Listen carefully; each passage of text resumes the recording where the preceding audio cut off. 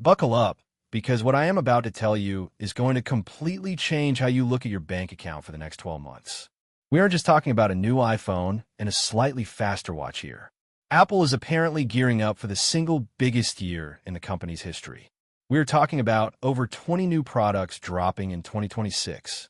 I'm talking about things we've been waiting years for, and some things that sound so futuristic I almost didn't believe the leaks until I saw the code. We have everything from foldable iPhone to a MacBook that costs less than your rent, and even Apple glasses. If you thought 2025 was big, you haven't seen anything yet. Today, we're going to break down every single leak chronologically from the start of the year all the way to the holiday season, so you know exactly what to save your money for. Let's kick things off with the beginning of the year, right around February and moving into early spring. Usually, this is a quiet time for tech, but Apple is coming out swinging with a product that might just become their bestseller. It's the iPhone 17e. This is the new budget king. For years, if you wanted a cheaper iPhone, you had to deal with that outdated iPhone 8 design on the SE. That is finally over. The 17e is rumored to use the recycled chassis of the iPhone 15. That means no more massive forehead and chin bezels. You are getting that modern, edge-to-edge look, and yes, the notch is dead. This budget phone is reportedly getting the dynamic island. That is a massive upgrade for the entry-level device. It's also getting a serious spec bump with the A19 chip, which is going to make it fly through apps and gaming, and they're finally adding MagSafe. It was honestly a crime that the previous budget model didn't have it, but now you can use all those magnetic wallets and chargers. The best part? The price is sticking around $600. This is going to be the phone to beat. But right after that, things get even more interesting. There's a leak about a product that Apple has never really attempted before. Imagine a MacBook that costs between $600 and $700. I know, it sounds impossible for Apple, right? They are calling this the ultra-low-cost MacBook. They are targeting the student market and the people who usually buy Chromebooks. The design is going to be simple, plastic, colorful, and fun, likely with a screen smaller than 13 inches. But the secret sauce here is the processor. They aren't putting a Mac chip in it. Sources say they are using the A18 Pro chip, the same one from the high-end iPhones. Now, before you worry about power, realize that the A18 Pro is actually faster in single-core performance than the M1 chip that changed the world a few years ago. This thing will handle web browsing, documents, and even some light editing without breaking a sweat, and it brings ray tracing to a budget laptop. This is a full-on assault on the Windows and Chromebook market, and at that price, it is going to sell like crazy. Moving deeper into the spring, Apple is finally trying to fix their messy smart home strategy. We have been hearing about this for ages, but it looks like the HomePad is finally launching. Think of this as a mashup between a HomePod speaker and an iPad. It is a smart home hub with a 7-inch square display, a camera, and a microphone. There will be a wall-mounted version and a version that sits on a speaker dock on your nightstand. The reason this took so long is that Apple was waiting for their new AI-powered Siri to be ready. This device is meant to be the face of the new Siri, the one that actually understands context and can look at your screen to help you. If Siri is finally good, this device becomes the central brain of your house. Speaking of screens, this spring is going to be a dream for creative professionals. The monitors are getting a massive overhaul. First, the Studio Display 2. It's keeping the 5K resolution, but they're ditching the old LCD panel for Mini LED. That means deeper blacks, way higher brightness, and better contrast. But the headline feature here is promotion. Finally, we're getting 120 Hz on the studio monitor. Everything is going to look buttery smooth. If you have deeper pockets, the Pro Display XDR2 is also coming. Rumors suggest they are bumping the resolution up from 6K to maybe even 7K or 8K, reducing the blooming effect with better Mini LED tech and adding a built-in Wii. Cam, it's still going to cost around $5,000, so start saving your pennies now. Spring also brings some smaller, but much-needed updates. The AirTag 2 is coming. It's been years since the original, and the new one is focusing on privacy and precision. It will be harder to remove the speaker, addressing those stalking concerns, and it has a new U2 chip for better range and pinpoint accuracy in crowded places. Alongside that, we might finally see a new Apple TV 4K. It's expected to have the A17 Pro chip, which is insane overkill for a streaming box, but it means console-quality gaming on your TV. There's even a rumor about a built-in camera for FaceTime on the big screen. Now, let's quickly touch on the standard computer updates. We are expecting the MacBook Air, the 14-inch and 16-inch MacBook Pros, and the iPad Air to get updated to the M5 and M5 Pro chips. These are your standard speed boosts, faster, more efficient, better battery life. The base iPad is also getting updated with the A19 chip to support Apple Intelligence features. And speaking of iPads, if you're a creator, you know that writing on glass feels slippery and unnatural. It's one of the biggest downsides of the iPad.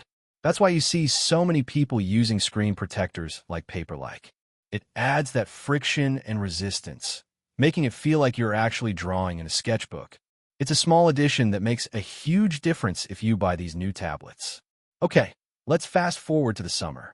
Usually, Apple takes a break here, but 2026 is different. We have heavy rumors about the return of a fan favorite, the iMac Pro. Since the 27-inch iMac died, there has been a hole in the lineup. Leaks show a prototype with an M5 Max chip. This would be the all-in-one powerhouse for editors and designers who don't want a separate tower. We are also expecting the Mac Studio and Mac Mini to get their M5 upgrades around this time. It feels like Apple is clearing the deck, updating every single computer they sell before the absolute madness that is coming in the fall. The fall event in September is always the main event, but 2026 is taking it to a new level.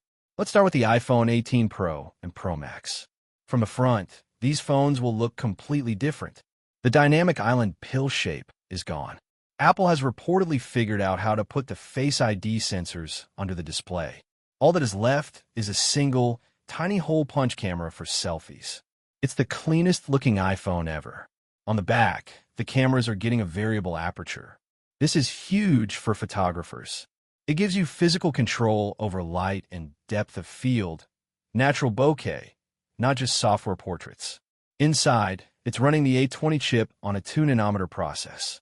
That is a nerd way of saying it's going to be incredibly powerful and use way less battery. But the 18 Pro isn't even the biggest news. The star of the show, the device that will break the internet, is the iPhone Ultra. Yes, it's finally happening. Apple is releasing a foldable phone. It's a book-style fold that opens up into a massive 7.7-inch tablet. And here's the kicker, no crease. Every foldable from Samsung or Google has that visible line down the middle. Apple has apparently solved it. When you open this thing, it is perfectly flat. It's going to be the thinnest product they have ever made when unfolded. Because the bezels are so thin, there is no room for Face ID, so they're bringing back Touch ID on the power button. The external screen is a bit smaller than the competition, around 5.3 inches, meant for quick tasks. It's only got 2 cameras to save space, but they are 48-megapixel beasts. The price? Hold your breath. It's rumored to start at $2,000. It is an insane luxury device, but it's going to be the ultimate status symbol. The weirdness continues with the AirPods Pro 4. I barely believed this when I read it, but leaks say they might have cameras. Tiny, infrared cameras that scan your environment. The idea is that the AI can see what you're looking at and answer questions or adjust audio based on the room layout. I'm skeptical about the privacy aspect. Walking around with cameras in your ears sounds like a dystopian nightmare, but it's certainly innovative. Then we have the Apple Watch. There is a conflict in the rumors here. Some say the Series 11 and Ultra 4 are just minor updates, but other sources, reliable ones, say we are getting a major redesign with way more health sensors, to rely less on algorithms and more on hard data. The coolest rumor is the addition of Touch ID into the digital crown. Imagine just touching the dial to approve an Apple Pay purchase instead of double-clicking and hoping it stays unlocked. It's a small change that adds a layer of security we have wanted for years. Just when you think the year is over, Apple has more for late 2026. The iPad mini is getting the Pro treatment. We're talking about an OLED display. If you have ever used an OLED screen, you know the difference. Perfect blacks, incredible contrast. The iPad mini has been stuck with a jelly-scrolling LCD for too long. This update also makes it water-resistant and changes the speaker tech to vibrate the screen for sound. It's going to cost more, maybe starting at $600, but for a portable powerhouse, it might be worth it. And then, there is the MacBook Pro redesign. Yes, another MacBook Pro update in the same year. But this is the big one. It's getting thinner, lighter, and it is finally getting an OLED screen. But the bombshell rumor? It might be a touchscreen. After years of Steve Jobs saying touchscreens on laptops are terrible, Apple might be caving in. The interface will be tweaked to handle touch without being annoying. It's also losing the notch in favor of a dynamic island and getting native 5G cellular support. This is the laptop of the future. Finally, we have two wildcard products that might sneak in before the new year. First, an Apple home security camera. It sounds boring, but Apple entering the security space with their focus on privacy is a big deal. It has face detection, end-to-end encryption, and integrates perfectly with that HomePad we talked about earlier. And the grand finale, Apple smart glasses. Now, don't get too excited. These aren't the Vision Pro shrunk down. These are more like the Meta Ray-Bans. They're fashion-first glasses that connect to your phone. You can take photos, listen to music, maybe get some simple turn-by-turn navigation arrows in your vision. Apple sees this as a fashion accessory, a way to test the waters before the full AR revolution later in the decade. So, let's look at the big picture here. 2026 isn't just a refresh year. It is a year where Apple enters the budget laptop market, the foldable market, the smart glasses market, and completely reinvents their display technology. My honest opinion? The product to watch is that Budget MacBook. If Apple can actually deliver a high-quality laptop for $600, they will dominate the education sector. The foldable iPhone Ultra is cool, but at $2,000, it's a toy for the rich. The Budget MacBook is a tool for the masses. However, I'm super worried about the price hikes. Everything seems to be getting more expensive or splitting into ultra tiers. You really need to be smart about what you upgrade. Don't just buy the hype, buy what solves a problem for you. That was a lot to cover. It's honestly overwhelming how much tech is coming our way. I want to know what you think. Is a foldable iPhone worth $2,000? Would you buy a plastic MacBook? Let me know down in the comments. If you want to stay updated on these release dates so you don't miss out, make sure you subscribe to the channel. Share this video with that friend who is still holding on to their iPhone 11. They're going to need to see this. And hit that bell icon so you're the first to know when the leaks turn into reality. Thanks for watching, and I'll catch you in the next one.